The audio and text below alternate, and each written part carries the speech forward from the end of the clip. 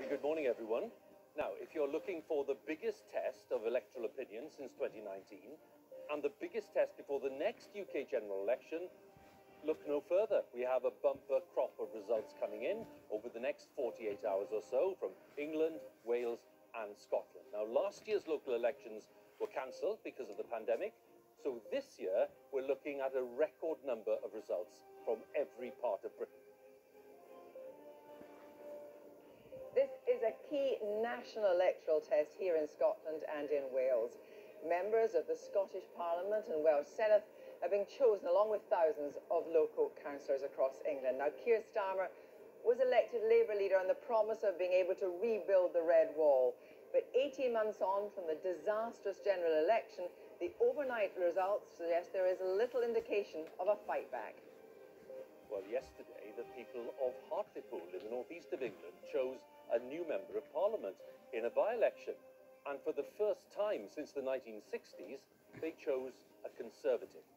In fact, it was a thumping win for the Conservative Party, nearly 7,000 votes, a 16% swing, and a heavy blow to Labour's hopes of revival in the northeast of England. The Conservatives said it was because Boris Johnson had delivered on Brexit, while Labour said it underlined the need for the party to change even more to win back its former supporters. But here in Scotland, the very future of the UK is at stake.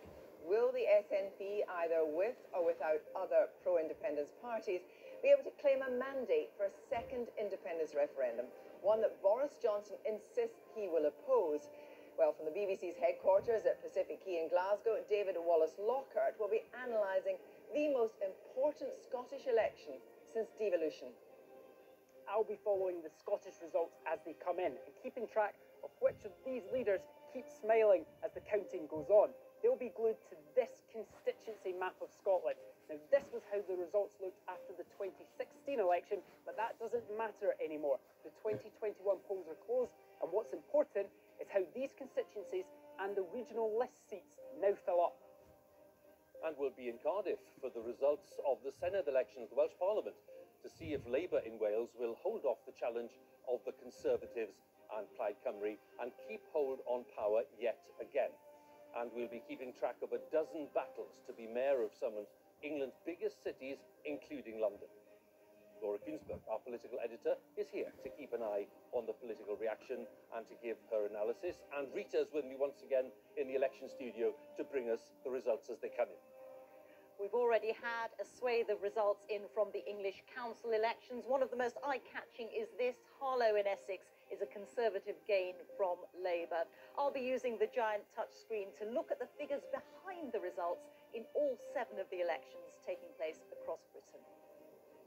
Our correspondents are in all the places that matter across England, Wales and Scotland. And our knight with the numbers, Sir John Curtis, will provide the sharpest analysis of the emerging electoral landscape.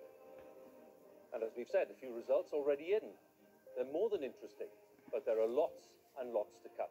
So settle down, join us for all the excitement of this year's election results on the BBC.